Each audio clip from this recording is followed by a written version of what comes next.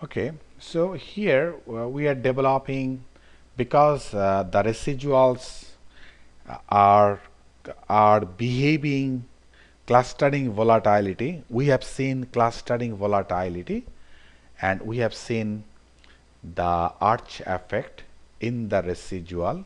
So we can easily run arch and GARCH model. That we shall be doing now, and our plan is to develop what is GARCH 2.0 model. 2.0 model meaning that there is two arch effect but no GARCH effect. That we shall be doing now, and here IBR should be our dependent variable and PBR is our independent variable, and that we shall do now. Okay, I go to estimate, and from here I choose arch, autoregressive conditional heteroscedasticity, and here I put as planned IBR, C and PBR, right? That is our plan. And here there is that is called mean model, that is mean model, and that is variance model, right? One is mean model, and here is variance model. And here our plan is to develop GARCH 2 model, meaning that here GARCH I put 0 and here I put arch 2. You can see from here arch 2 and GARCH 0, meaning that there is no GARCH effect. And here the variance variables, right? Variance variable I put two external variable such as BBR and BSR. What is called BBR? Bangladesh bond return. What is BSR? Bangladesh stock return. And the sample size is 200, that is here, right? 200. And suppose here I choose error distribution. Suppose I choose student T error distribution. So that is my model set. Okay, I can make it big. That means I can make it zoom so that you can see better. I go to zoom here. Okay, you can see the zoom. See, that is the mean model, right? Mean, IBR, C and PBR, and that is my GARCH 2.0 model, meaning that 2 arch effect and 0 GARCH effect. That is called GARCH 2.0 model. And here is 2 external variable, external effect, that is Bangladesh bond return and Bangladesh stock return. That is the external volatility that can affect the volatility of the Indian bond return. That is here, right? That is here. And here I choose student T distribution, and the sample size is 200. So everything is set. Now I can go to OK to run the model. Okay, press OK. So the result has come up. So dependent variable is IBR, and I have chosen student T distributions, and it is the GARCH model C3, C4, C5, C6, C7. So here it is the mean model. The first one is the mean model, and the second one is variance model. Actually, the variance model is the GARCH model. The variance model actually GARCH model, that is here. You can see from here, right? That is GARCH model. GARCH model and the variance model is the same. So you can see from here, actually C3 actually this one, C4, this C4 actually this one, C5 actually this one, that is C5, and C6 actually this one, C7 actually this one, and this one is C, actually C1, this is C2, C3, C4, C5, C6 and C7. C8. And GARCH model actually start from C3. C3 means actually this one, the constant. C4, C5, C6 and C7. Okay, so this is my GARCH model. Okay. So now, now here I said I have no GARCH effect. Here you can see there is no GARCH effect. Only there is two arch effect. So this is arch 1, this is arch 2. So I have two arch effect here and there is no GARCH effect because it is GARCH 2.0 model. Okay, so we talk about GARCH now, GARCH 2.0 model. Okay, first we talk about receipt, this one, that is arch 1. Is it significant? No, because the p-value is 9.10%, so it is not significant. Okay, what is called arch? Arch means that refers to previous period's squared residual, that is arch, or I can say previous days bond return, previous days information about the volatility of the Indian bond return. So that is the arch, and this is arch 1, and second one is arch 2. It is significant?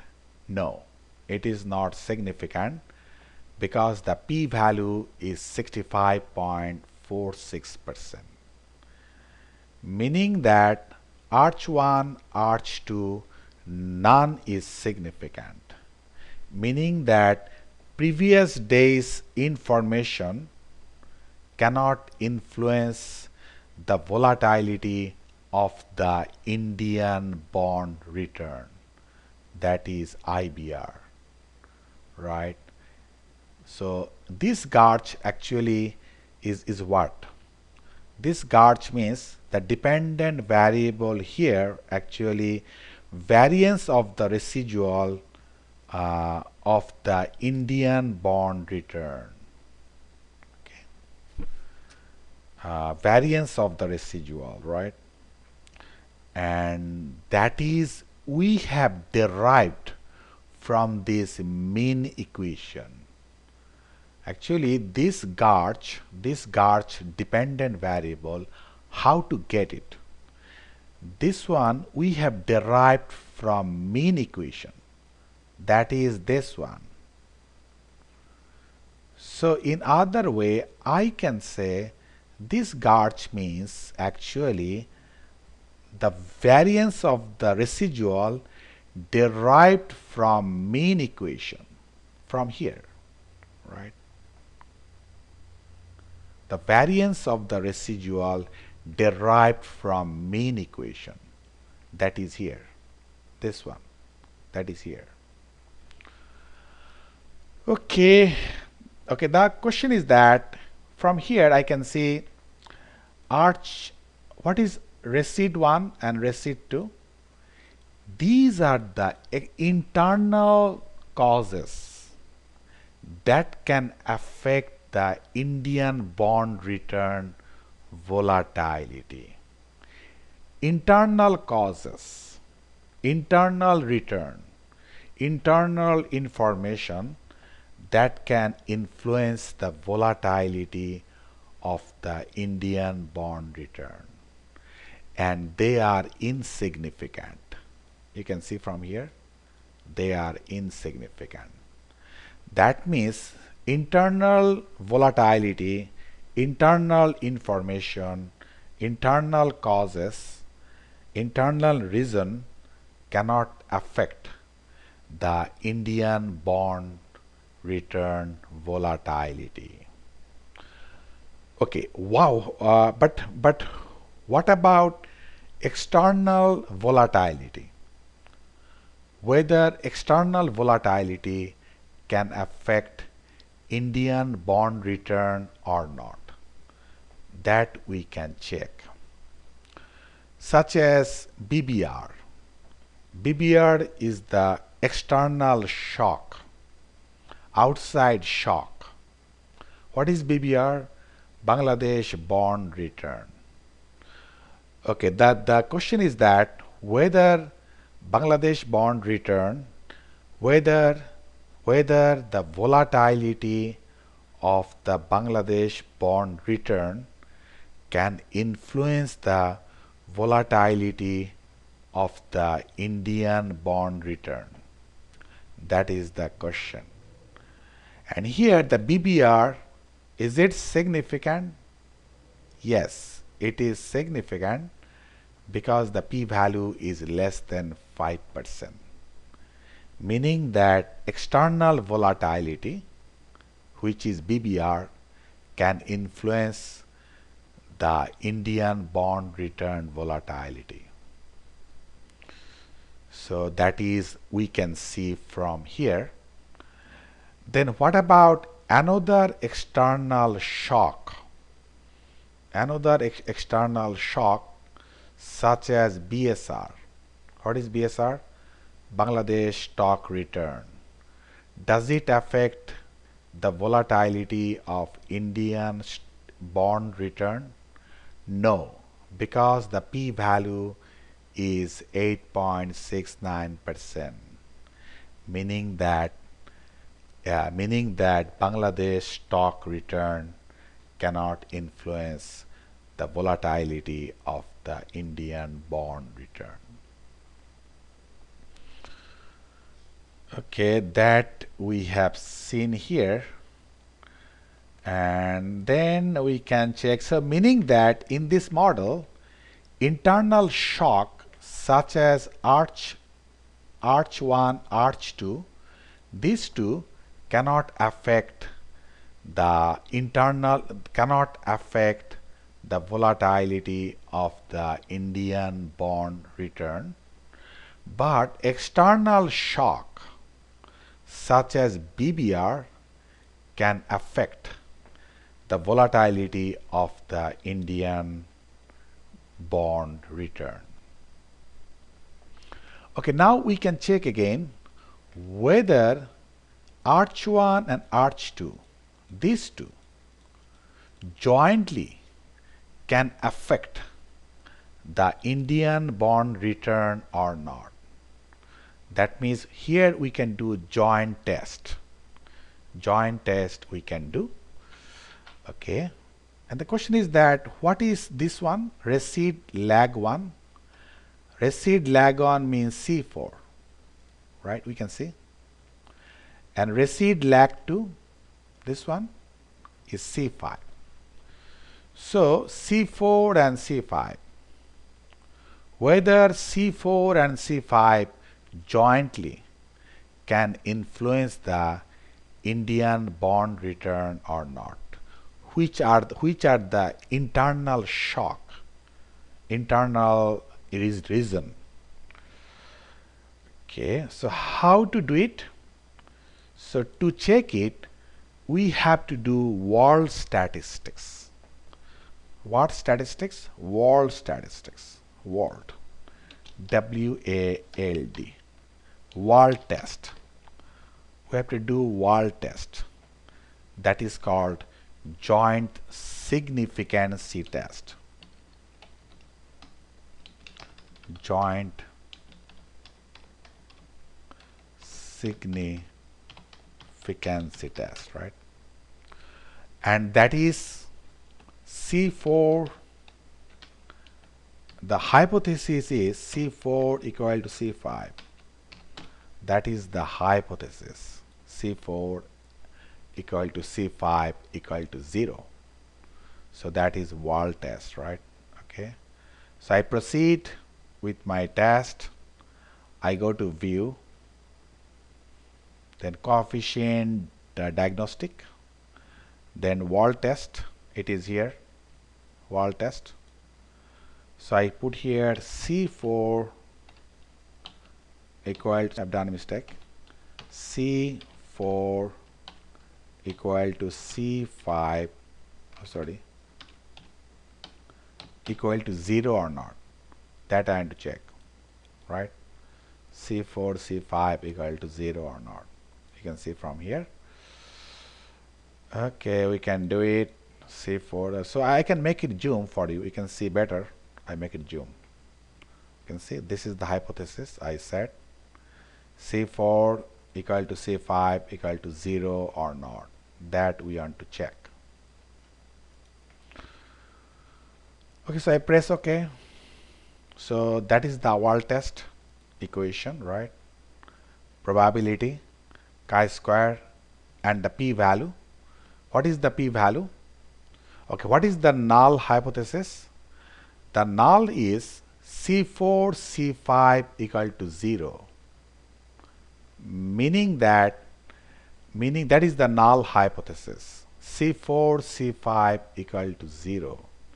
That means C4 and C5 jointly cannot influence the dependent variable, which is Indian bond return. Or in other way, ARCH1 and ARCH2 jointly, ARCH1 and ARCH2 jointly cannot influence the volatility of the Indian bond return. So that is the null hypothesis. And here, what is the p-value? 17.65%, which is more than 5%. So here, we cannot reject null hypothesis. We cannot reject null hypothesis. Rather, we accept null hypothesis, meaning that C4 C5 equal to 0, meaning that ARCH1 and ARCH2 jointly they cannot influence the volatility of the Indian bond return, meaning that in other way, internal causes such as ARCH1 and ARCH2 jointly do not influence the volatility of the Indian bond return. So that we have seen here from the Wald's test. So why is model? It is our model, right? Okay. And we want to check now whether our model has arch effect and whether our model has serial correlation or not. That means we want to check whether GARCH 2.0 model that we have developed has arch effect or serial correlation or not. Okay, we check one by one. I go to view, then residual diagnostic, then arch test. I click here, and here I choose arch, and here I choose lag 1, right? I click here, arch test, right? Arch test, observed R square, p value 83.57%, which is more than 5%. So what is our null hypothesis? The null hypothesis is there is no arch effect, and we cannot reject it. We cannot reject it, meaning that there is no arch effect. So we are happy about the model. This model has no arch effect. Okay, then we check serial correlation. I go to view, residual diagnostic, then I choose correlogram, squared residuals, right? This one. I choose 36, right? Okay. And here you can see the p-values, right? P-values, that is the Q statistics and p-value, right? You can see the p-value. P-value are more than 5%. P-value are more than 5%, meaning that we can say that we cannot reject null hypothesis. What is the null hypothesis? The null is there is no serial correlations. That is the null hypothesis, and we cannot reject it because the p-value is more than 5%. You can see the p-value, right? More than 5%. So meaning that this model is free from serial correlations. So what is the decision? This model has no serial correlation. This model has no arch effect, but this model arch 1 and arch 2 is not significant, meaning that internal shock cannot influence the volatility of the Indian bond return, but external shock, there is one variable, that is external shock, which is what? That is external shock, which is BBR,